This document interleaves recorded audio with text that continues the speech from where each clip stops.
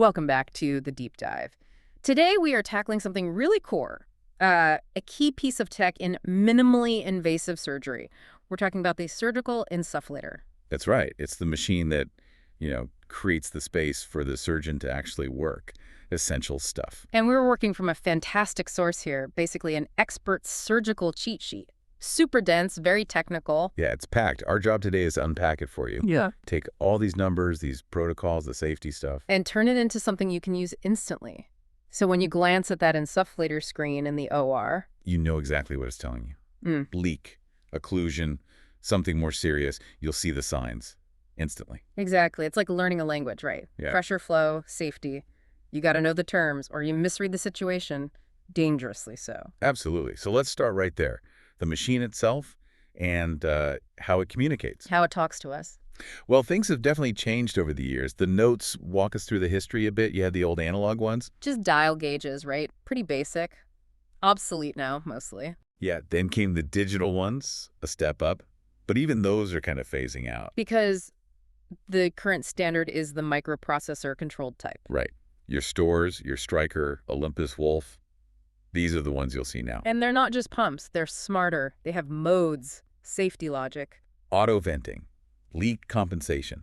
They're actively doing things to help manage the environment. They're like partners in the procedure. Okay, so if they're partners, we need to speak the same language. The source really hammers home 4 key terms, 4 things you absolutely have to get straight. Yeah, and the big thing is knowing the difference between what you tell the machine to do and what's actually happening. Command versus reality. Let's hit pressure first. Term 1, preset pressure or set pressure. That's your command. That's the target pressure you, the surgeon, decide you want inside the patient's abdomen or cavity. Okay, target set. Then term 2, actual pressure. And that's the reality check, what the sensor inside the patient is reading right now in real time. So preset is the goal, actual is the reality. Exactly. And if those two numbers are way off, well, that's your first big clue. Something's wrong. Same idea for flow. Pretty much. Term 3. Set flow. Think of this as the speed limit. It's the maximum rate the machine is allowed to pump gas in. It won't go faster than this. It's the ceiling you put on it. Right. And term 4, actual flow. That's how much gas is actually flowing right this second. Which could be less than the set flow, right, if the pressure's already stable. Precisely. It only flows as much as it needs to, up to that set flow limit, to try and maintain the preset pressure you commanded. Getting that interplay preset versus actual for both pressure and flow, that's the absolute bedrock. Got it. Foundation laid. Yeah. Now let's talk boundaries or red lines. We need to know the safe operating limits. Pressure seems to vary a lot depending on the surgery. Why? Yeah, it's all about the patient's physiology. What can their body safely handle? Especially thinking about venous return to the heart and how easily they can breathe. Okay, so standard adult laparoscopy, what's the typical range? Usually you're working between 12 and 15 millimilli LPG. That's the sweet spot. But there's a hard stop. Oh yeah, the material is very clear. Never go above 18 millimilli Hg in routine adult cases. That's the absolute limit. Okay, 18 max for standard adults, but then the notes give different numbers. Like for kids, pediatric mode. Much lower. Default is often around 8 millimilli Hg, and the hard cap there is maybe 12 millimilli Hg. Makes sense. Smaller bodies, different compliance. And bariatric patients, they might need more? They might need the full 18 millimilli Hg. Yeah. Bigger space, heavier abdominal wall sometimes. Okay, but then it gets interesting when you move outside the main abdominal cavity. Retroperitoneostopy. Higher pressures allowed there, up to about 22 millimilli Hg, the notes. And the highest listed is for axilloscopy or these other extraperitoneal spots, up to 28 millimilli Hg? That seems really high. It does, almost double the standard limit. Why is that safe? It comes back to physiology. What are you not squishing? In those procedures, like accessing the thyroid through the armpit area. You're nowhere near the main abdominal structures. Exactly. You're not compressing the big vein, the IVC, the inferior vena cava, and you're not pushing up on the diaphragm in the same way. Ah, so less impact on blood return to the heart, less impact on breathing. Right. So you have a bigger safety margin to use higher pressure if you need it to create a good working view. It's all relative to the anatomy you're near. Fascinating. Okay, so pressure depends on location and patient. Now, flow strategy. This sounds like it's all about sequencing for safety. Virus needle start versus trocar flow. Big difference. Huge difference, life and death difference, potentially. It's all about avoiding a gas embolism. Right, pumping gas into a blood vessel by mistake. Which is why, when you start with that Virus needle, that initial blind puncture, you must start with incredibly low flow. 1 Elman. That's the rule. Just 1 Elman, super slow. Super slow. Gives the gas time to diffuse, lets you see if you're in the right space, doesn't force gas into a small vessel. And you only increase it after you're sure you're in. Yeah, after you've delivered maybe half a liter, a full liter, you see the abdomen starting to lift nice and evenly, then you might bump it up. To maybe 3 Elman, the note suggests? Maybe. And interestingly, the source points out that the Virus needle itself physically can't really handle much more than about 2.5 lumen anyway, so setting it higher is pointless. Good tip. Okay, Virus is low and slow. Once the trocars are in, the big ports for the camera and instruments. Then you need more flow to keep up with leaks and suction. Routine work, you're probably setting it between 6 and 10 Elman. But there's a warning flag around that higher end, 10 Elman. Yes, definitely. The cheat sheet warns, running at 10 Elman for more than 10 minutes carries real risks, especially if you've got leaks you haven't noticed. What kind of risks? 2 main ones. Hypothermia, you're blowing lots of cold, dry CO into the patient. And maybe more subtly, bowel desiccation. Drying out the surface of the intestines. Not good. So high flow is really reserved for emergencies then? Pretty much. It's a tool for specific moments. Like if you have heavy suction going or sudden bleeding and the abdomen starts collapsing. You lose your working space. Right. That's when you use the machine's emergency feature, usually a long press on a button to jump straight to the maximum flow the device can handle. Could be 40, 45 Elman. Wow, okay. Just blast it in to keep the space open? Temporarily. Yeah. Just to maintain the pneumoperitoneum during the crisis. As soon as things are stable, you dial it right back down to your normal working flow. Got it. Okay, let's shift to the practicalities. Safety checks, smart features. What are the absolute must-do items from the notes? Okay, checklist time. First up, purge the circuit. Always. Before you connect that tube to the patient. Clears out any air. Make sure the machine reads correctly from the start. Simple but critical. What else? Your CO source. Keep those gas cylinders standing upright. Why upright? If they're lying down, you risk liquid CO getting into the line and into the insufflator. And liquid CO will wreck the machine's insides. Very expensive mistake. Okay, keep them vertical. And filters. Yeah, especially if you're using a central gas supply. Use moisture filters. Keeps things clean and dry for the machine. Good practice. Now, there was a specific warning about pressure. Something about 25 millimilli HGI. Ah, yes. The 25 millimilli HG pre-trocar technique.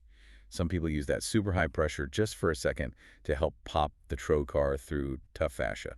But the warning is... Don't make it routine. And if you do use it for that specific reason, you absolutely must drop the pressure setting immediately back down to your normal 12-15 mHg range as soon as that trocar is in place.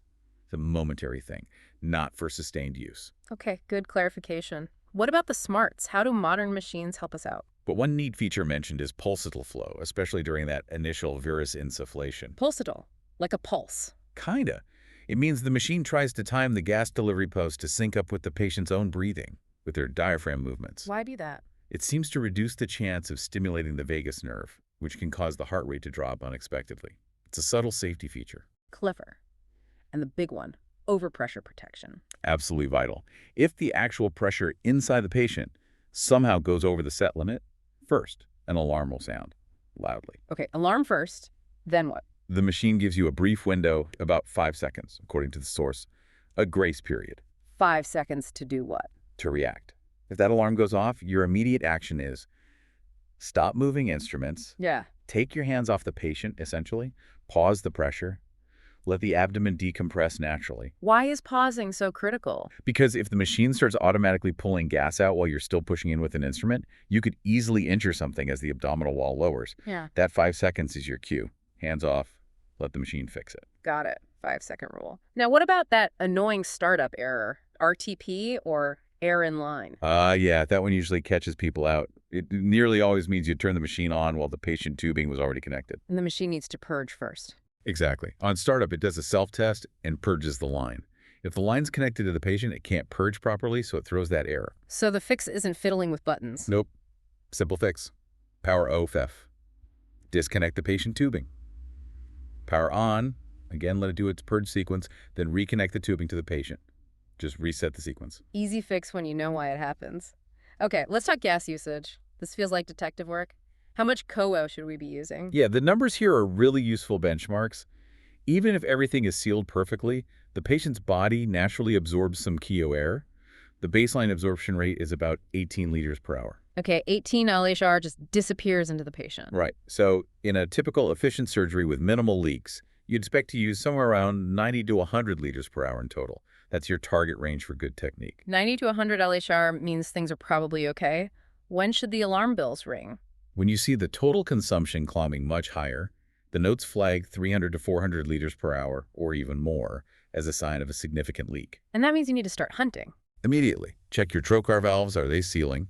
Are the ports snug in the incisions? Is an incision maybe a bit too big? Using older reusable ports, they can sometimes leak more. And it's not just about losing the pneumoperitoneum. No, the source makes another critical point. High leak rates mean way more surgical plume, that smoke and aerosolized stuff escaping into the room air. Which is a health hazard for the entire OR team. Absolutely. So leak control is about patient safety and staff safety. Oh, and a quick practical note from the source, those small, portable CO cylinders, or roughly 2-kilogram ones, they only hold about 44 liters of usable gas. Good to keep in mind. Okay, 44L in a small tank, useful. This brings us perfectly to the final piece, maybe the most powerful part, the diagnostic crib sheet. Using those 4 numbers, preset P, actual P, flow, and total gas to figure out what's going wrong. Yeah, this is where knowing the language really pays off. It's like troubleshooting code based on the error message. Let's run through the key scenarios from the material, like flashcards. Scenario 1. Preset is 12 millimilli Hg, but your actual pressure is basically 0. Flow is chugging along, maybe high, and the total gas used is climbing fast. What is it? Classic open leak to the environment. Big leak somewhere. Gas is pouring out as fast as it's going in. Could be a port completely dislodged, a stopcock left wide open. Something obvious. Okay. Scenario 2, preset 12 again. Actual pressure shoots up to 12 almost instantly, but look at the total gas tiny. Maybe only 100, 200 milliliters used, and the actual flow drops straight to 0. That's your subcutaneous or muscle insufflation. You're outside the main cavity in tissue that doesn't stretch. It hits the pressure limit immediately with hardly any gas because there's nowhere for it to go. Right, trapped in the wrong layer. Now, the dangerous one. Scenario 3, preset 12. Actual pressure is stubbornly low, reading maybe 5 or 6 milli Htg. Flow is steady but low, maybe around 1 Elman, and the total gas is slowly, steadily increasing over time. That pattern, low actual pressure despite a higher preset, combined with that slow, constant 1 Elman flow, is deeply concerning. It strongly suggests intravascular uptake, potentially into the IVC. The gas is dissolving into the bloodstream. That's the worry. That 1 Elman run represents gas being absorbed directly. This is an emergency. Stop insufflating. Assess the patient for gas embolism. Critical pattern to recognize. Okay, scenario 4. Preset 12. Suddenly, the actual pressure reading spikes way up, maybe 40 millibag or more, way above the preset. Flow is 0. Total volume delivered is minimal, maybe 200 millimeter again. That's a dead giveaway for an occlusion. Something is blocking the line completely. Could be a kink in the tubing, a stopcock accidentally closed, the machine tries to push, hits a wall, and the pressure sensor right at the machine spikes. Blockage. Makes sense. Last one, scenario 5. You see one part of the abdomen bulging out, unilateral distension. Actual pressure is roughly matching your preset of 12. Flow is slow, maybe 1 Elman. Total volume is fairly small, maybe around 1 liter total. That sounds like intraluminal bowel insufflation. You've accidentally cannulated the inside of the bowel. It fills up like a balloon in that one spot, reaching the target pressure quickly within that confined space. Oof. Okay. 5 key patterns. Now, one last specific troubleshooting tip from the source. What if you're already working, you know you're in the abdomen, but you suspect some trapped gas outside the main space, maybe preperitoneal gas, is messing up your view? Yeah, that can happen. The peritoneum sags down. The material gives 2 ways to handle that pocket of trapped gas. Option 1. A temporary pressure override. You briefly crank a preset pressure way up, maybe to 25 millimilli Hg, but only for about 10 or 15 seconds. Just a quick blast. Exactly. The idea is that momentary high pressure pushes the saggy peritoneum back up, kind of burping the trapped gas back into the main cavity where it belongs. Then you immediately drop the pressure back to your safe working range of 12-15 millimilli Hg. Okay, temporary high pressure to clear the pocket. What's option 2? Option 2 is more about prevention or fixing it during initial access. If you realize during your Vera's attempt that you've created a big preperitoneal pocket, don't just keep trying in the same spot. Change tactics. Yeah. The recommendation is to switch your access point altogether. Maybe go to Palmer's point, that spot high up in the left upper quadrant. It's a different plane, Lets you bypass the area where you created the trapped gas. Smarter than fighting a losing battle in the wrong space. Exactly. Avoids making things worse. This has been incredibly clarifying. We've essentially taken that dense cheat sheet and turned it into a real-time diagnostic tool. Just understanding preset versus actual and knowing those flow patterns, that's huge for safety. It really is. And knowing the why behind the numbers, like why 28 millimilli Hg is okay for axilloscopy because of the IVC, that moves you from just following rules to actually understanding the principles. Absolutely. So let's wrap up with that final thought. The source material led us here. Pressure limits are about anatomy, protecting the patient's physiology. All right. Especially protecting things like the IVC. But we also talked about leaks. How even small leaks increase staph exposure to surgical plumes. So here's the question to ponder, building on all this. As our surgical tech gets more refined, maybe faster, maybe smaller instruments, how do we balance these two crucial safety aspects in the future, OR? How do we optimize the patient's internal environment with the right pressure, avoiding physiological harm? While also minimizing gas leaks and flow rates to protect the staff's external environment from plume exposure. It's a real tension, isn't it?